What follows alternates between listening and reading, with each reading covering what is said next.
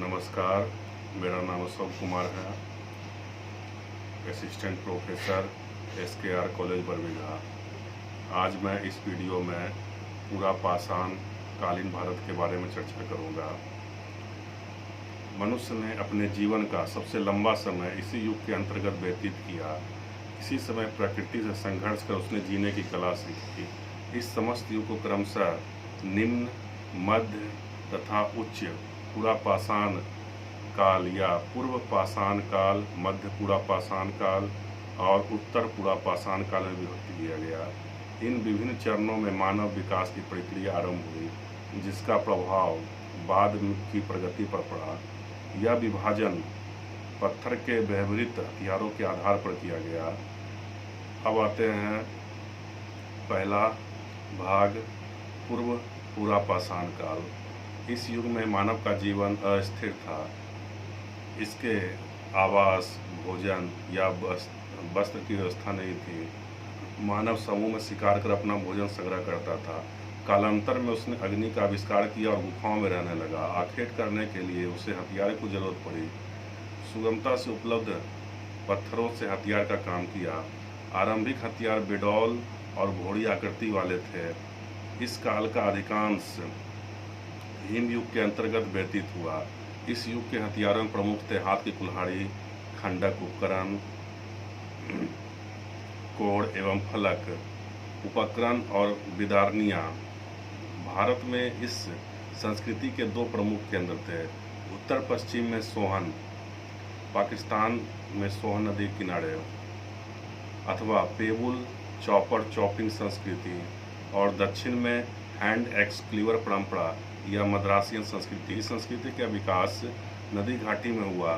इन दो प्रमुख केंद्रों के अतिरिक्त भारत के अन्य भागों से भी, यथा नर्मदा नदी, महाराष्ट्र की प्रवरा नदी, आंध्र प्रदेश, कर्नाटक, मध्य प्रदेश, उत्तर प्रदेश, बिहार, पश्चिम बंगाल, उड़ीसा और असम की घाटियों से पूर्व पूरा पाषाण कालीन उपकरण प्राप्त हुए। इस संस्कृति के दौरान पाए गए कुल्हाड़ियाँ बहुत कुछ पश्चिमी एशिया, यूरोप और अफ्रीका से पाई गए कुल्हाड़ियों से मिलती जुलती है।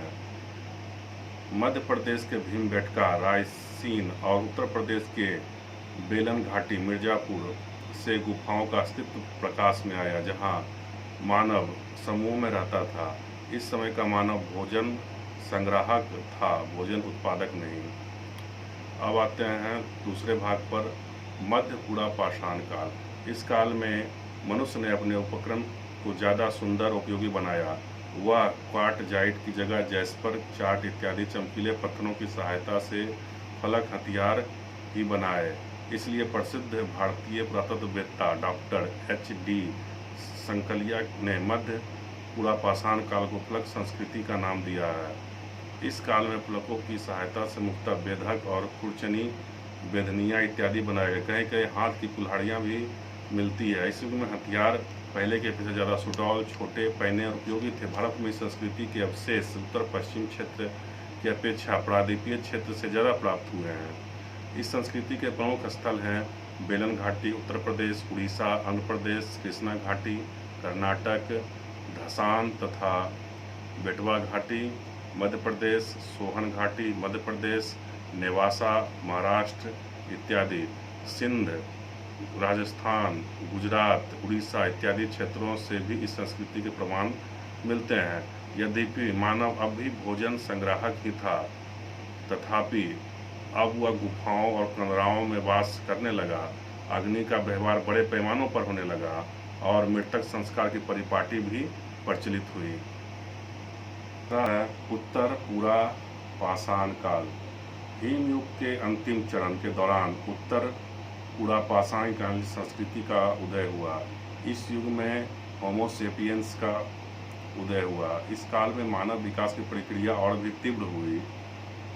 पूरा पाषाण नौकरण बनाने से ज़्यादा दक्षता हासिल हुआ। इस समय पत्थर के ब्लेडों के उपकरण बनाए जाने लगे। ब्लेडों, पत्थर के पतले फलकों से हथियार बनाने की कला मध्य पाषाण काल में प्रचलित थी। इस समय इसका प्रयोग बढ़ गया। ब्लेडों से चाकू, ब्यूडीन, छिद्रक, स्क्रैपर, सर इत्यादि बनाने लगे। पत्थरों के अतिरिक्त इस युग में हड्डी एवं हाथी दांत के उपकरण भी तैयार होने लगे। अस्थि से बने हुए अलंकृत छड़, भाले की नोक, सुइयां इत्यादि अनेक प्राचीन स्थलों से मिले हैं। भारत में इस संस्कृति से संबंध अनेक स्थल प्रकाश में आए। इसमें प्रमुख हैं बेलन घाटी, रेणुगुटा, येरगुड प्लेम, मुच्छलता, चिंतामनुगावी, बेटम चेरला आंध्र प्रदेश, सोरापुर देवाव बीजापुर कर्नाटक, पटने, इनामगांव महाराष्ट्र, सोनघाटी मध्य प्रदेश, विसादी गुजरात, शिवभूमि बिहार इत्यादि। इस युग में मानव जीवन में कुछ विशेष परिवर्तन दृष्टिगोचर होते हैं। यद्यपि अब भी मानव की जीविका का मुख्य साधन शिकार ही था, तथापि सामुदायिक जीवन का विकास इस समय ज़्यादा सुदृढ़ हुआ। अनेक व्यक्ति झुंडों या कुलों में रहते थे, जिन्होंने आगे चलकर परिवार को जन्म दिया। यद्यपि सामाजिक असमानताएं और व्यक्तिगत संपत्ति की भावना का उदय अभी नहीं हुआ था, तथापि मोटे तौर पर मनुष्यों और महिलाओं में श्रम विभाजन का आरंभ हो चुका था। पुरुष भोजन संग्रह का कार्य करता था और महिलाएं घर की देखभाल करती थी। निवास के लिए गुफाओं के अतिरिक्त संभवतः झोपड़ियां भी बनाई गई थी। हड्डियों से बनी हुई सुइयों की सहायता से जानवरों के चमड़ों के वस्त्र के रूप में मिलाकर पहना जाता था। कला और धर्म के प्रति भी लोगों की अभिरुचि बढ़ गई। नक्काशी और चित्रकारी दोनों रूपों में कला व्यक्त रूप में देखने को मिलती है। भीमबेटका की गुफाओं से उत्तर पुरापाषाण कालीन गुफा चित्र मिले हैं।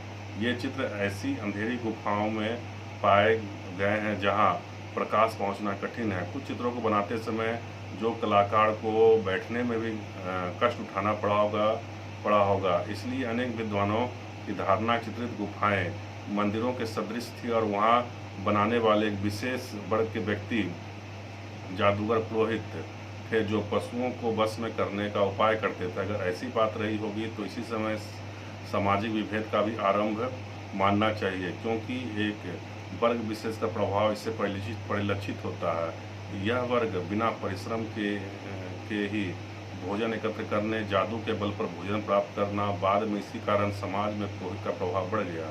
चित्रकला के अतिरिक्त नक्काशी करने एवं मूर्ति बनाने की कला भी विकसित हुई। हड्डी से बने उपकरणों का सुंदर नक्काशी की जाने लगी। अस्थियों एवं हाथी दांत से सुंदर मूर्तियां भी बनने लगी, जिसका कुछ धार्मिक महत्व भी था। उत्तर प्रदेश की बेलन घाटी से हड्डी की बनी हुई मातृ देवी की एक सुंदर मूर्ति मिली है। भारत में ऐसी मूर्ति अन्य किसी भी स्थल से प्राप्त नहीं हुई। इस समय आभूषण भी बनाए गए अस्थियां और जानवरों के दांत से। इतनी प्रगति के बावजूद मानव अभी भी सभ्य नहीं बन सका था। उसे असभ्य, बर्बर और जंगली कहा गया, परंतु सभ्यता की सीढ़ी पर ज्ञानी मानव आगे बढ़ चुका था। पुरापाषाण का संस्कृति बहुत लंबी अवधि के दौरान विकसित हुआ। इसकी अवधि समानतः समूचे विश्व में 4 लाख वर्ष पूर्व से 10,000 वर्ष पूर्व तक मानी जाती है। भारत में यह संस्कृति पश्चिम में सौराष्ट्र और राजस्थान तथा पूर्व में विंध्याचल एवं छोटा नागपुर तक विस्तृत थी। यह संपूर्ण क्षेत्र पुरापाषाण के संस्कृति के क्षेत्र के नाम से जाना जाता है। आंध्र, उड़ीसा, महाराष्ट्र, कर्नाटक तथा इस संस्कृति क्षेत्र में कुछ विभेद हैं। इस समग्र संस्कृति के दौरान मनुष्य मुख्यतः घाटियों तथा पहाड़ी ढलानों पर, नदी के किनारे एवं गुफाओं में रहता था। इस तरह आज का वीडियो मैं यहीं समाप्त करता हूँ। अगले वीडियो में मैं नवपाषाण कालीन भारत के बारे में चर्चा करूँगा। धन्यवाद।